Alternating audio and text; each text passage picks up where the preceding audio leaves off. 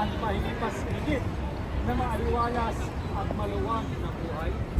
Pag ang sagot nila, oo, in 5 years, wala na kayo, hindi na kayo magtitiis dito sa Hong Kong.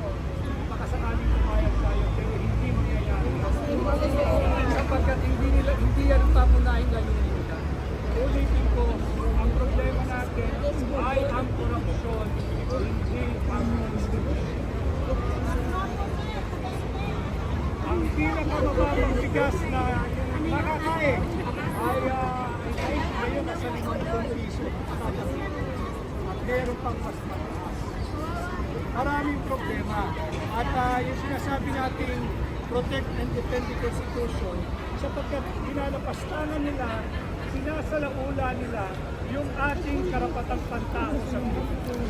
Nakikita ninyo, dito sa Hong Kong, wala tayong permit, pero pinapabayaan tayo ng ganitong malaya at payapang pagtitikod. Sa Pilipinas, bawal.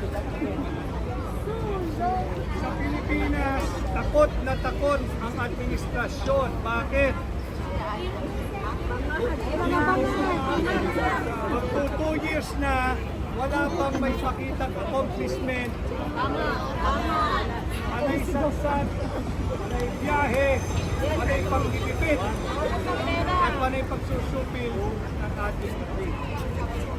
Importante kayo, yung mga pamilya, itinggan kayo, sinusunod kayo, tulungan ninyo kami, kasama tayo may iso, dito sa pamamayiso, na labanan natin itong pag-alipista sa karapatang pantao, dito sa panlilinlang, at dito sa tangka na amyendahan ang ating saligang batas gamit ang Philippine People's Initiative at ang isa pa siguro interest ninyo, yung seemingly ay pag nagpapasaho kayo ng pahayagan sa Pilipinas, akala mo if of a war between the Philippines and China. Maiso! Maiso! Maiso! Maiso! Hindi po natin hangarin ang gera. Ang sinusulong ko ng hakbang ng maiso ay kapayapaan.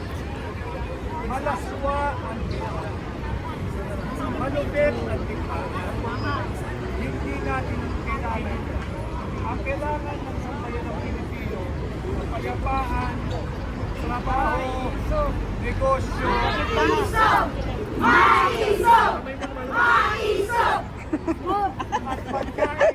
Ayos din si. Katawan ang pagkainan ng pamilyang Pilipino. Kaya kayo na rin hindi natin siguro na Ay, padaanin niyo po. May dadaan sa gitna. padaanin. Padaanin niyo. Pagalitan tayo mamaya. Paalisin tayong lahat dito. Kaya ako na Pinicture niya taga-China. Ito ang daan, may dadaan po, may dadaan. Taga-China pinicture tayo. Tayo, Kasi alam niya to eh. Alam niya kung